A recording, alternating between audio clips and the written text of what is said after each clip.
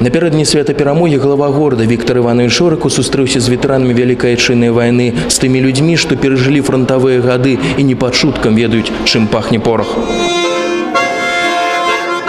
Упершыню, мабыць, гэтая традыцыйная сустрэча займела рысы вольнага, сапраўды святочнага мерапрыемства, і гармонь, што грала пры ўваходзе ў белую залу гарадскога дома культуры, спрыяла таму як ніколі добра.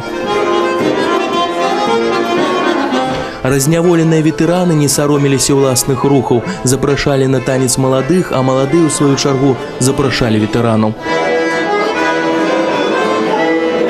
226 тысяч человек у Могилевской области лічацца ветэранамі, з іх 5600 удзельнікі Вялікай Айчыннай вайны. Людзі, што ў далёкія 40-е абаранялі ды вызвалялі зямлю ад фашысцкага ліха, зараз павольна ды з цяжкасцю рухаюцца ў тэмпе вальса. Ім даўно мінуў 8 дзесятак, і няхай гады ўсё больш уносяць іх сяброў па няшчасцю не са слязамі на вачах, а з усмешкай на твары. Яны сёння пазіраюць на сваіх партнёраў.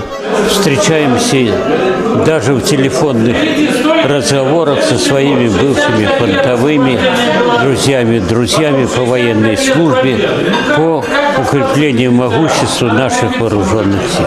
Все-таки их опыт, их видение жизни, пройдя через вот эти испытания, это ни в каких книжках не прочитаешь. Этому не научишься просто. Через это надо было пройти. І мы павінны прыслухоўвацца да іх як адзіных і апошніх сведкаў той страшэннай вайны, што ўнесла дзесяткі мільёнаў жыццяў, пакінула непазбыўны адбітак, незагойныя раны ў лёсах целых поколений наших людей. Уходит в прошлое и сглаживается в памяти плохое, остается только хорошее, но та победа, то 9 мая, которое было в 1945 году, оно имеет тенденцию не быть забытым, а наоборот остаться в памяти людской.